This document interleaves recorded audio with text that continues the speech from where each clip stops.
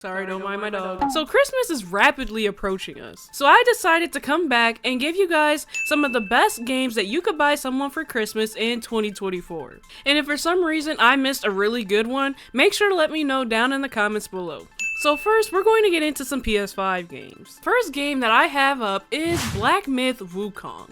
Now, for all of those who loves a challenge, this is a game for them. Black Myth Wukong is an action RPG rooted in Chinese mythology and based on Journey to the West, one of the 4 great classical novels of Chinese literature. You shall set out as the destined one to venture into challenges and marvels ahead to uncover the obscure truth beneath the veil of legends from the past. As the destined one, you shall encounter powerful foes and worthy rivals throughout your journey, fearlessly engage them in epic battles where surrender is not an option.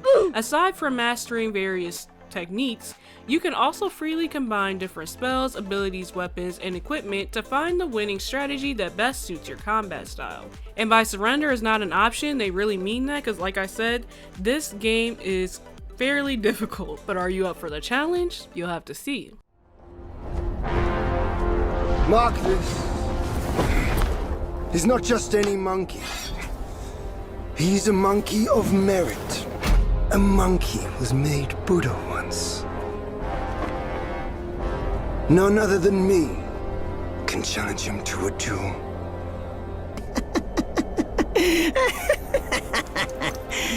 All these years, except for that pig, you're the one who talks the tallest tales. Good, I am entertained.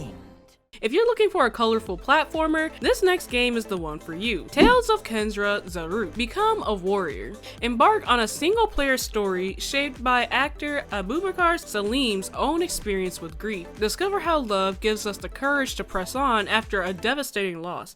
As Zabu, you must face your own emotions to become worthy of a spiritual healer. This game has really good scenery, really great combat, and it's just fun. Speaking of colorful platformers, Astrobot is one of those games that's considered for Game of the Year this year. This game is so fun and it ties back to old PlayStation classics. And it's pretty cool too about this game because it's pretty much just based around the PS5. Like there's a literal PS5 in the game. The PS5 mothership has been wrecked, leaving Astro and the bot crew scattered all over the galaxies. Time to ride your trusty dual speeder across more than 50 planets full of fun, danger, and surprises. On your journey, make the most of Astro's don't do that. On your journey, make the most of Astro's new power and reunite with many iconic heroes from PlayStation Universe. And this game might look, kind of kiddie, but trust me, it's fun for all ages. And you can ask anybody who's played that game, like they all have fun.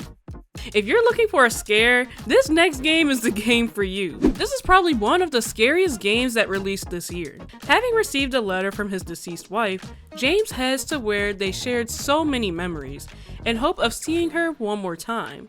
Silent Hill. There, by the lake, he finds a woman eerily similar to her, and she says, "My name is Maria," and it sounds just like her. So this game is like a psychological horror, so if you or someone you want to buy a gift for is into that, highly recommend. The atmosphere is crazy, and by crazy I mean good. Doesn't matter who I am.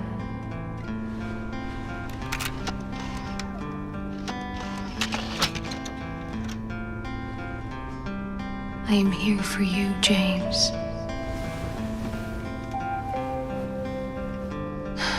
See? I'm real.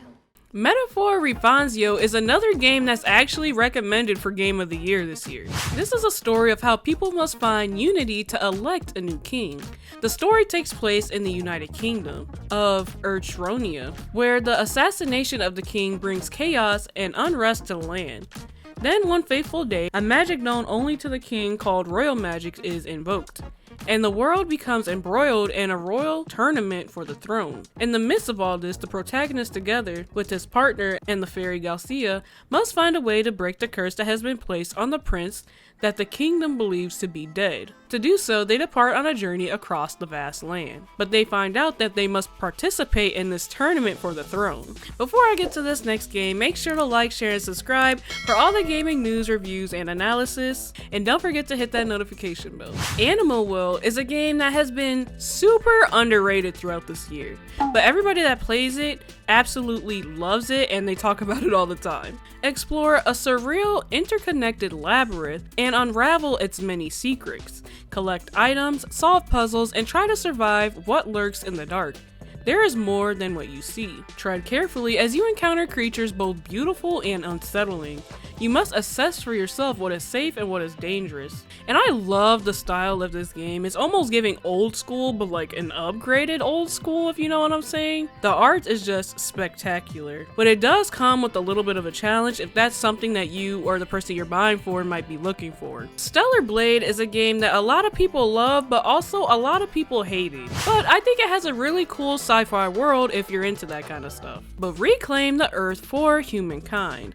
The future of humanity hangs in the balance in Stellar Blade, an action adventure on the PS5. Ravaged by strange, powerful creatures, Earth has been abandoned, and what is left of the human race has fled to a colony in outer space. After traveling from Colony 7th Airborne Squad member Eve arrives on the desolate remains of our planet with a clear-cut mission to save humankind by reclaiming Earth from the Natiba, the force that has devastated it. But she realizes that her mission is far from straightforward. In fact, it's almost nothing as it seems. And this game is on the PS5, and it has pretty cool mechanics and gameplay, so that's why I recommended it. Would like to know the truth. Why are you so worried? I mean, our ultimate goal is to save Earth and the future of humanity. Humanity's greatest and only hope for survival can be found in Mother Sphere. This is what she left for the world. Her legacy. Next, we have a couple Xbox games. Hellblades 2 graphics were insane. They were really good. This game is really good for somebody looking for a short experience. Intent on saving those who have fallen victim to the horrors of tyranny, Senya faces a battle of overcoming the darkness within and without, so it gets pretty deep. Sink deep into the next chapter of Senya's story, a crafted experience told through cinematic immersion, beautifully realized visuals, and encapsulated sound. This game is truly an experience, and that's why I recommended it for this video. Indiana Jones and the Great Circle is a game that pretty much just got released, but it's a great game for people who are in love with this franchise. Uncover one of history's greatest mysteries in first-person single-player adventure set between the events of Raiders of the Lost Ark and The Last Crusade. The year is 1937. Sinister forces are scoping the globe for the secret to an ancient power connected to the Great Circle, and only one person can stop them: Indiana Jones. Let me tell you what you are missing, Dr. Jones. While you were playing your pointless game, I was playing you. You're wondering if maybe you should have built yourself a life of meaning instead of ending up here, dead and forgotten in the sense of Africa. Next, I have a few games for Nintendo, which we don't talk about too much on this channel, but I'm glad to cover it. First up on my list, I have Super Mario Party Jamboree. I love the Mario Party games. It's so great when you have people over. But this is pretty much just the same, classic Mario Party game, but just with new games. Specifically, this has over 110 mini-games, new online and offline modes, and plenty of customization choices. And I'm pretty sure there's something for everybody to love within Mario Party. And it's great for everybody of every age. Princess Peach Showtime is such a cute game to me, and they have so many little Easter eggs that you can find. Take on the stage as Peach. Help Peach save the Sparkle Theater from the Wicked Grape and the Sour Bunch, who have set the stage for ultimate tragedy. And this game is so cute because you can dress up in a bunch of little costumes, and you pretty much play on different scenes or sets within the theater. So I think that's really cool and really interesting, and I think for people who would like this type of game, I think that they would love it because it's so cute.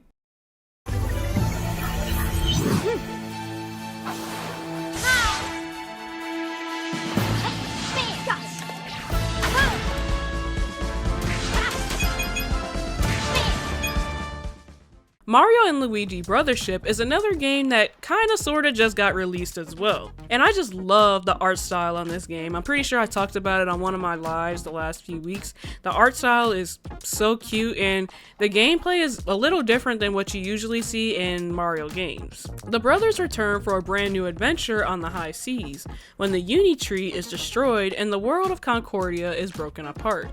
Mario and Luigi must try to reconnect a fractured world, one island at a time. Do you guys like any of these games that I mentioned? Have you tried any of them? Are you going to want to buy any of these that I talked about? I'll try my best to link all of them down in the description below for you guys to check out. Let me know what you guys think down below. And don't forget to like, share, and subscribe. Pause for now, play forever. AK out.